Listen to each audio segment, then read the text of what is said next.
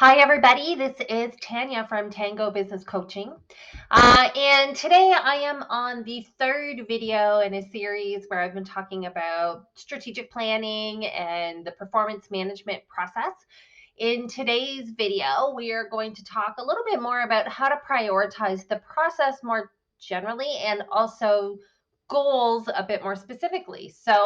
And then in our last video, we'll talk about the performance management conversation and what that can look like. So first, I want to talk about how do you go about prioritizing goals to begin with. So one of the pain points that I hear a lot of in the whole goal setting and performance management process is the number of goals that people have and how unwieldy that can be and often just winds up being overwhelming for people and then they just don't complete their goals. So I like to use a two-factor approach. So the first one is about resources, so financial or people, and then the second one is about time. So when you plot your goal up against those two components, you can then start categorizing your goals into, different kinds of categories. So the first priority are all of those goals that would be considered a critical priority.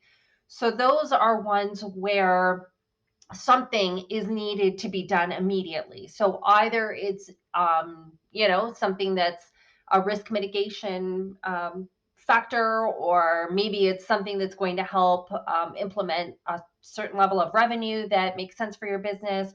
Whatever it is, if it's something that's critically important to do right now. And so you are going to figure out what either financial or people resources are necessary to make that happen. So that's the first one. It's a critical priority. The second category is what we'll call an important priority. So either time or the resources component is fixed, but the other one is variable. So you might have the resources to apply it right away, but maybe the timing isn't as urgent. So you might push that off, into another quarter or into, maybe even another year, right? So that is the important priority. The third category that we look at are those that are desirable priorities. So neither the resources, so the financial or the people, are required or necessary, or you have them, and the timing of it is variable.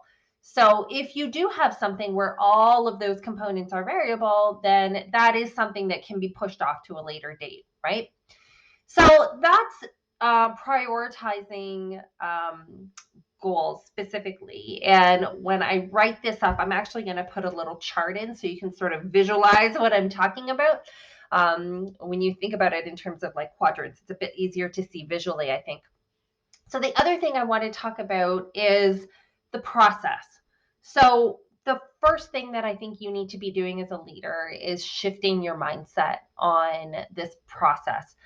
It is your first responsibility, really, as a leader, to strategize and move the needle further toward the mission and vision of the organization. So if you're seeing this process as a pain, an administrative burden, just something you have to do and have to get done because that HR team's after you trying to make it happen, I really want to challenge you to shift your perspective and try and reframe that a little bit. Instead, perhaps the reframe on this is that it's one of responsibility. So it could be I am, lucky enough to be responsible for this progress, for the progress of maybe it's a team, maybe it's a department, maybe it's the organization, whatever it is, toward the mission of the organization. And goal setting is a tool that is going to help us get there. So what can you do to reframe your thinking on this process? Because it is such a necessary process. And then I would say the second job as a leader is to develop people, right? So develop your people and line it up along with this process. The process actually lends itself perfectly for development opportunities for your people. So dedicating the time to this process so that you can write really clear goals, write meaningful goals for them, make sure that their goals are not just lip service or a bunch of things that you have to just put in a tool because somebody told you have to, right? Dedicate the time to have those meaningful conversations with your direct reports about their goals, what you can do to help them accomplish their goals, providing them with the feedback and helping them along the way for their own internal growth.